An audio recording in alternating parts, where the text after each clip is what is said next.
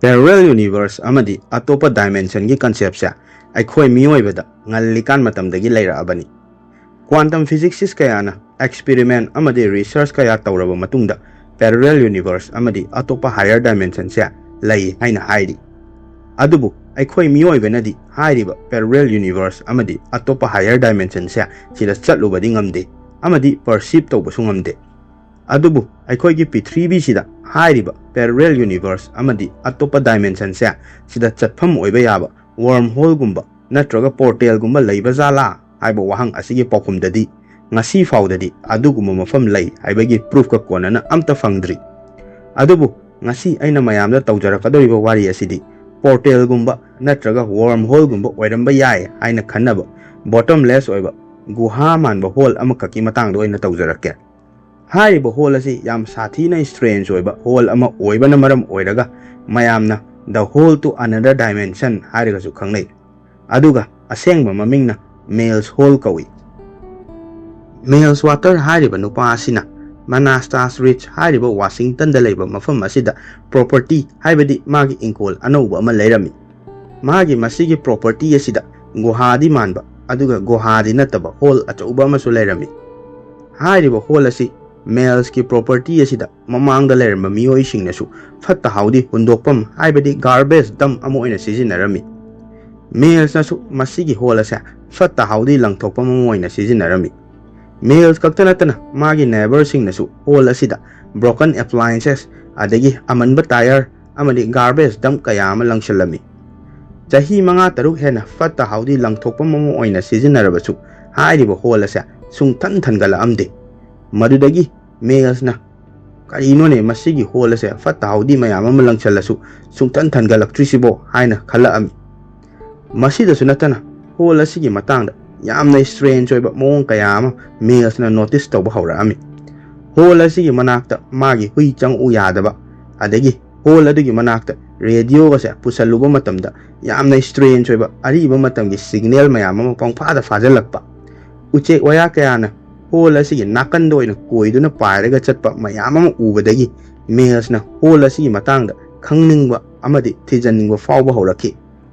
Hole asigi matangda thijanlubadagi hena angakpa kaya ama thengnabada natana US military fawba involve torpadagi mahak awafamda takibagi warini. Masigi Males hole gi wari se yam sathina strange oibani aduga thajabadasu khara wagani. Adubu hariba mafam ase asengbagisu leiba mafamni. Males hole gi wari se aichu thengnarakpa kuidri. Ahanba aina paaba matamda yamna interesting oiba yamna wakhal khalankiba wari ama oiki. Maram asina mystery gumbagi wari pamjaba miyoi singnadi yamna pamba wari ama oigani haina khandana mayamda share tawjarakpani. Hariba wari ase yamna su nungaiba yamna su interesting oiba wari ama su oibani. Aduna mayamda wari ase loiba fawba tabinaba haijari.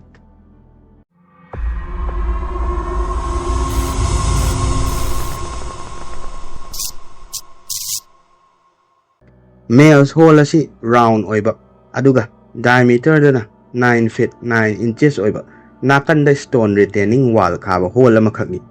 Hariba hole asida Males amadi magi nupi da natana magi neighbor singnasu fatta haudi kayama langshalami. Jahi kayama fatta haudi langshalabasu hole asi thangalakpagi mami amta uramde. Hole asida pochai arumba thadakrabasu takibagi makhol kaika amta tadaba. Adudasu natana hole asida kanna laukshalabasu iko kaika amta laamde. Fanayamna lubo hole oiragasu aikoina laukshanba matamdadi iko di compulsory lakadabani. Adubu iko fawwa laktabadudagi Males na hole asi kayamuk yamna luba jatno aina yengthoke khalami. Males hariba nupa se fisherman amasu oibanina magi fishing line ado puthoroktuna matonda nung macha ama kisallaga hole aduda thadarami. Magi fishing line ado foot lising mariga chawnga hena sangba reels amani. Adubu hariba reels ado loiba fawwa thadarabasu hole adagi bottom ado thengwa fanglamde. Madudagi Males na magi fishing line ado chingkhalaga nungi mahutta life saver ama kisallaga amuk thadarami. Maramdi a makhada isinga leiba jala yenge haidana life saver ado amuk thadaribani. Adubu life saver ado su ising kaika amta chola amde. Madudagi Males na hanagi magi fishing line ado Atoppa amaga kisannaraga amuk thadarami. Fit lising mapan muki changda thadarabadu fo hole adigi bottom ado thenglamde. Madudagi mana magi fishing line ado chingkhatuna magi laijaba fishing line punamak amana ama kisannaduna thadarami.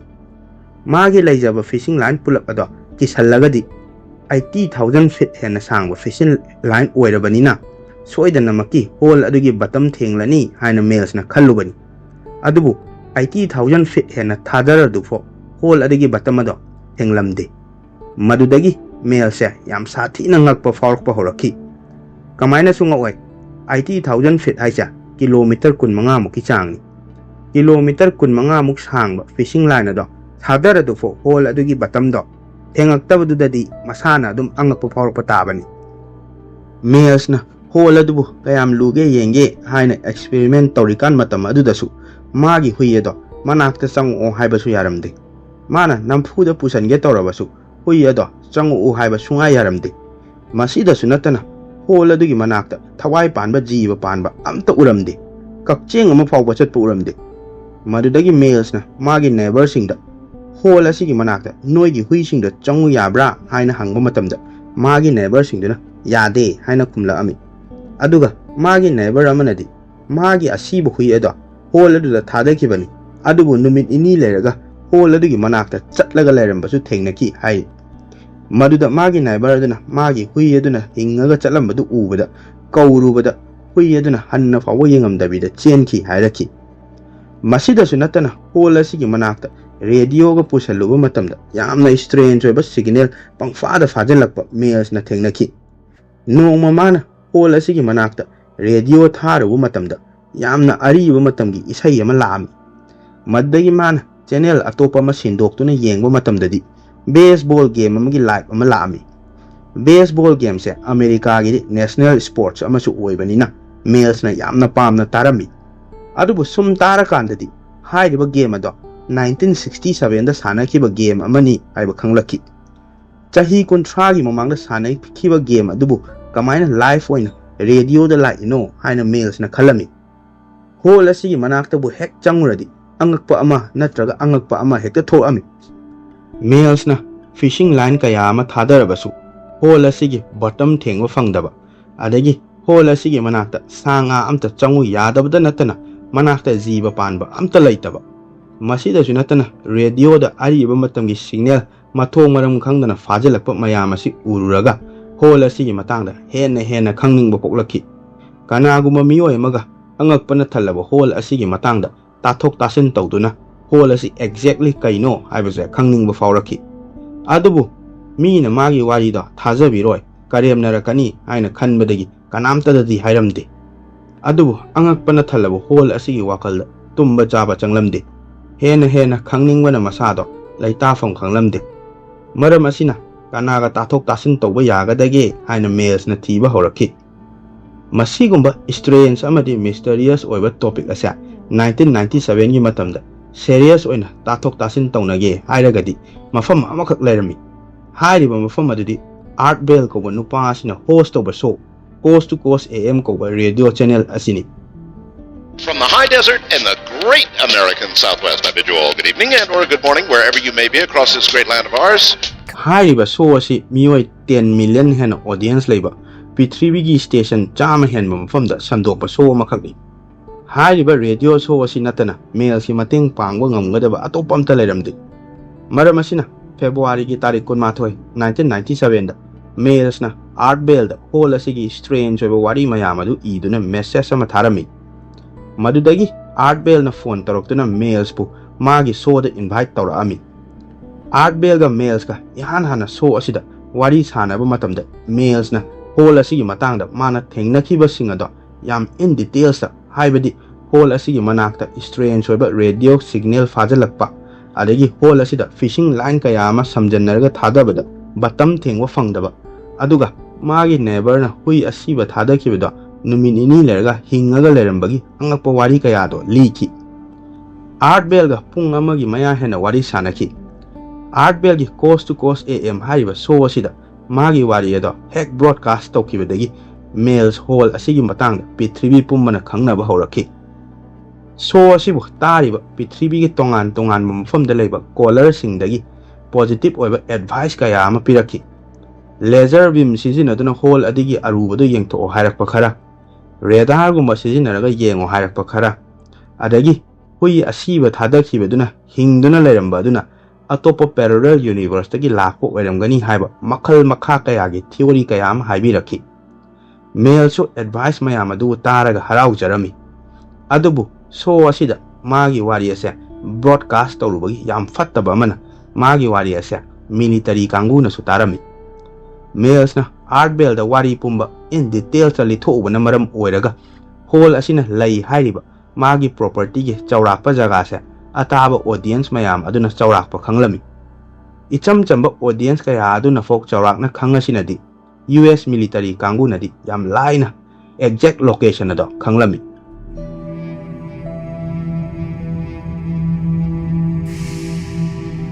After the show on Friday night, I went out there and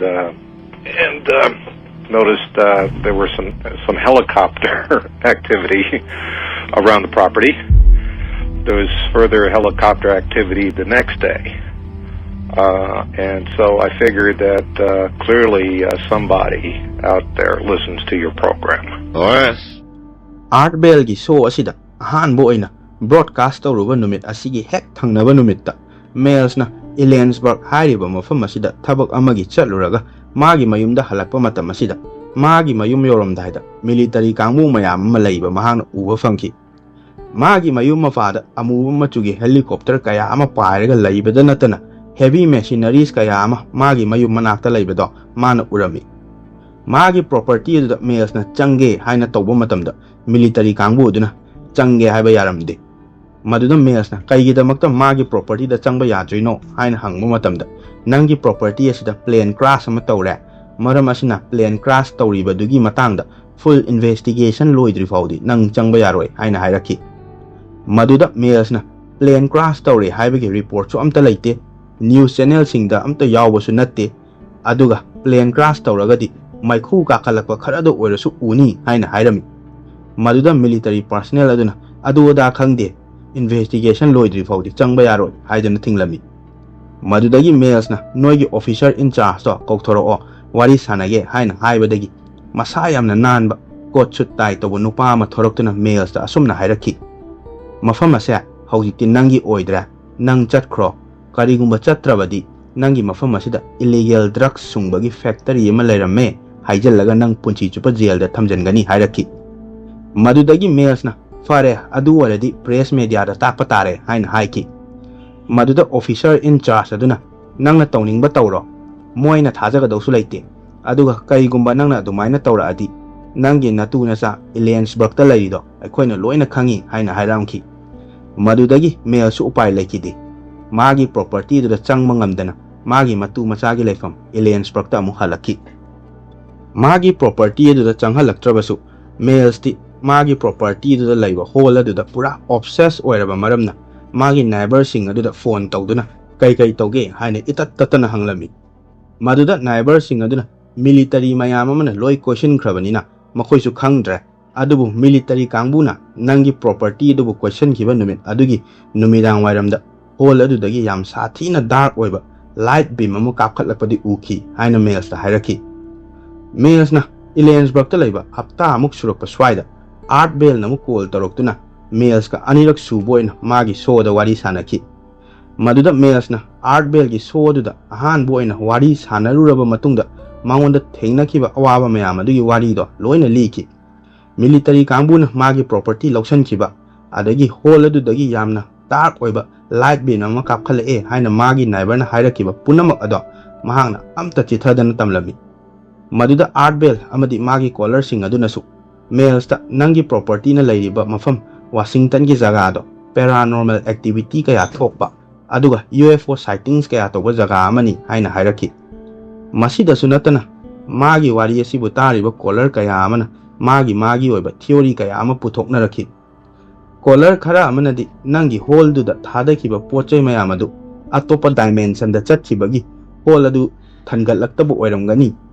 Maram asina nangi hole do Atoppa dimension da chatpa yaba hole oirambasu yai haina hairakpa khara adagi time travel tawba yaba portal oirambasu yai haina hairakpa kangbu ama aduga caller khara amanadi hollow art ki changpham oirambasu yai haina hairakpasu yauki hollow art ki theory sisu yamna phajaba theory niko mayam hollow art ki wari taning labadi aigi channel gi video section da hollow art theory na yaubani adudu dum tabi ba yagani caller khara amanadi males na so asida call tawrakibase males ki khwaidagi asoibani hainasu hairaki karigumba mana so asida call tawra amdadi military kangbuna magi property seize tawsangredo adusu tawramoi haina hairaki caller kaya amana magi oiba theory amadi advice kaya ama pirakpado tari kanda so adugi matam su loisalakpana maram oiraga art bell na males da next week ta mu call tawrake adda kari laiya habida update mu piro o haina hairaga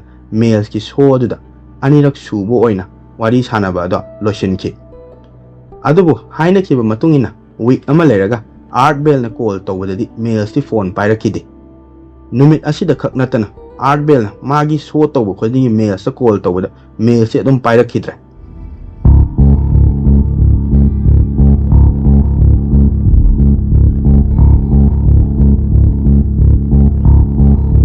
Maybe my audience is not aware, but a television crew went up to Ellensburg after we did the last program and researched this.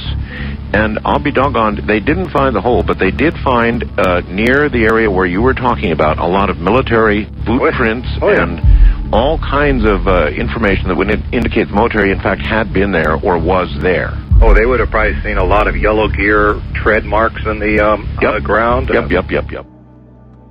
adubu chahi ahum leiraga ikhang khangodana males na art bell da amuk pau faura ami maduda art bell na asuk kuiba matam chahi ahum se kaida mangurage haina hangki maduda males na ani suba so adu hek broadcast toba numit aduda masanan ba coat suit tai toba mayamna men in black haina khangnaba yengbada akiba fawo miyoy ani laaga magi property du sizinabagi chahi amada $1 million pige adubu nang country sibu thadokna matam chupagi oina chatkro aduga amuk hanna halakpa yaroi haiba non disclosure agreement ma sign tawnabadagi mahak Australia da chahi ahum ase lairubani haina hairaki adubu magi matu macha do amuk uningbadagi amadi hol adugi matangda update ama khangningbadagi amuk mafam asida lakpani haina haiki men in black kangbu duna mahak amuk lae haina khangkhrabadi ma awafam da taba yai haina su hairami art bell na su hol asi matang mana khangba information punama mail sa share toromi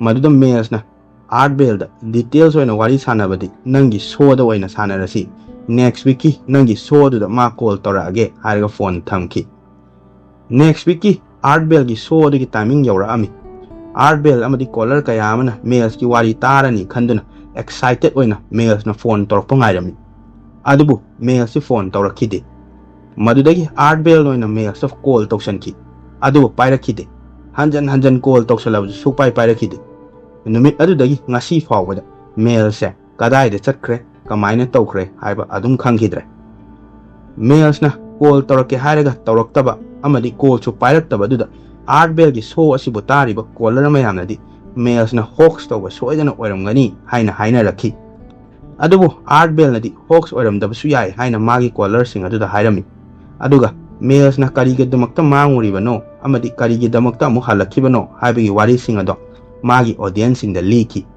masida sunatana magi audience amadi magi caller mayamda asumna haiki mails na so asida anirak subo ina wari sanaba numit adugi hek nonganbada TV channel amagi crew kharana hol adubu thiba magi property da chatluba matamda hol adudi thengnakide adubu military activity kaya tawraga leirambadudi TV channel adugi crew singdana thengnaki haina magi caller sing aduda tamki masida sunatana mails na lai hairiba hol adugi mapado military kangbu mayamna no fly zone haibadi plane kaika amta paiba ya hankidre haina su haiki aduga kwaidagi strange oiba pot amana mails ki property na lai hairiba jaga ase Google Map ki mamangda leiramba Terra server koba mapping site asidasu hairiba hol asina lai hairiba jaga asi black out tawbani haina art bell na magi caller sing da haiki maduda magi caller sing aduna asumna mu hairaki ꯃꯦꯜꯁꯅ ꯕ꯭ꯂꯦꯛꯑꯥꯎꯠ ꯇꯧꯕ ꯖꯒꯥꯁꯦ ꯎꯕꯗꯒꯤ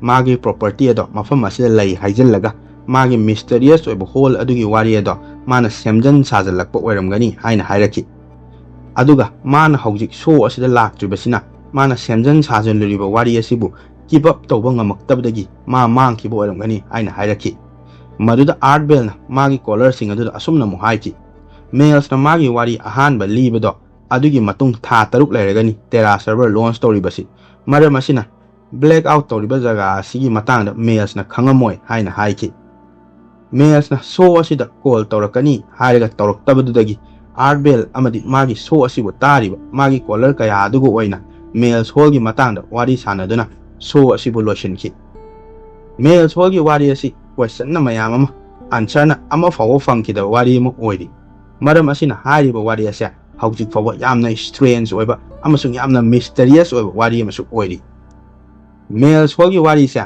ꯊꯥꯖꯕꯗꯗꯤ ꯈꯔ ꯋꯥꯔꯒꯗꯕ ꯋꯥꯔꯤ ꯑꯃꯗꯤ ꯑꯣꯏꯕꯅꯤ ꯑꯗꯨꯕꯨ art ꯕꯦꯜꯒ ꯋꯥꯔꯤ ꯁꯥꯟꯅꯈꯤꯕ ꯃꯦꯜꯁꯅ ꯁꯣꯗ ꯁꯨꯝ ꯀꯣꯜ ꯇꯧꯔꯛꯇꯨꯅ ꯋꯥꯔꯤ ꯁꯥꯟꯅꯔꯝꯕꯗꯒꯤ ꯃꯥꯡꯈꯤꯕ ꯃꯥꯒꯤ ꯄ꯭ꯔꯣꯄꯔꯇꯤꯗ ꯅꯣ ꯐ꯭ꯂꯥꯏ ꯖꯣꯟ ꯑꯣꯏꯍꯟꯈꯤꯕ ꯑꯃꯗꯤ ꯃꯦꯄꯤꯡ ꯁꯥꯏꯠꯇ ꯃꯥꯒꯤ ꯄ꯭ꯔꯣꯄꯔꯇꯤ ꯑꯁꯤꯒꯤ ꯖꯒꯥ ꯑꯁꯤ ꯕ꯭ꯂꯦꯛ ꯑꯥꯎꯠ ꯇꯧꯈꯤꯕ ꯄꯨꯝꯅꯃꯛ ꯑꯁꯤ ꯑꯁꯦꯡꯕ ꯉꯥꯛꯇꯅꯤ ꯑꯁꯤꯒꯨꯝꯕ ꯊꯥꯖꯕꯗ ꯋꯥꯔꯒꯗꯕ ꯃꯐꯝ ꯀꯌꯥ ꯑꯃ ꯄ꯭ꯔꯤꯊꯤꯕꯤꯗ ꯂꯩꯔꯝꯒꯅꯤ ꯍꯥꯏꯕꯁꯦ ꯍꯥꯏꯖꯅꯤꯡꯉꯤ ꯑꯩꯗꯤ ꯄ꯭ꯔꯤꯊꯤꯕꯤꯗ ꯂꯩꯕ ꯒꯣꯚꯔꯟꯃꯦꯟꯠꯁꯤꯡ ꯑꯁꯤꯅ ꯀꯚꯔ ꯑꯞ ꯇꯧꯕꯒꯤ ꯃꯍꯨꯠꯇ ꯃꯤꯌꯥꯝꯗ ꯑꯁꯦꯡꯕ ꯍꯥꯏꯗꯣꯔꯛꯄ ꯅꯨꯃꯤꯠꯇ ꯑꯩꯈꯣꯏꯅ ꯈꯪꯗꯕ ꯁꯣꯜꯚ ꯇꯧꯕ ꯉꯝꯗꯕ ꯃꯤꯁꯇ꯭ꯔꯤ ꯃꯌꯥꯝ ꯑꯃꯗꯤ ꯁꯣꯜꯚ ꯇꯧꯕ ꯉꯝꯒꯅꯤ ꯍꯥꯏꯕꯁꯤꯁꯨ ꯍꯥꯏꯖꯅꯤꯡꯉꯤ ꯃꯌꯥꯝ ꯉꯁꯤꯒꯤ ꯃꯦꯜꯁ ꯍꯣꯜꯒꯤ ꯋꯥꯔꯤ ꯑꯁꯤ ꯊꯥꯖꯕ꯭ꯔꯥ ꯅꯠꯇ꯭ꯔꯒ ꯊꯥꯖꯗꯕ꯭ꯔꯥ ꯍꯥꯏꯕꯗꯣ ꯀꯃꯦꯟꯠ ꯁꯦꯛꯁꯟꯗ ꯍꯥꯏꯕꯤꯔꯝꯃꯣ ꯑꯗꯨꯒ ꯍꯥꯏꯔꯤꯕ ꯍꯣꯜ ꯑꯁꯦ ꯄꯣꯔꯇꯦꯜꯒꯨꯝꯕ ꯅꯠꯇ꯭ꯔꯒ ꯑꯇꯣꯞꯄ ꯗꯥꯏꯃꯦꯟꯁꯟꯗ ꯆꯠꯈꯤꯕ ꯌꯥꯕ ꯋꯥꯔꯝ ꯍꯣꯜꯒꯨꯝꯕ ꯑꯣꯏꯔꯝꯕ ꯌꯥꯕꯒꯤ ꯄꯣꯁꯤꯕꯤꯂꯤꯇꯤ ꯂꯩꯕ꯭ꯔꯥ ꯍꯥꯏꯕꯗꯨꯁꯨ ꯍꯥꯏꯕꯤꯔꯝꯃꯣ ꯃꯌꯥꯝꯅ ꯍꯦꯟꯅ ꯗꯤꯇꯦꯜꯁꯇ ꯈꯪꯅꯤꯡꯂꯕꯁꯨ ꯒꯨꯒꯜꯁꯇ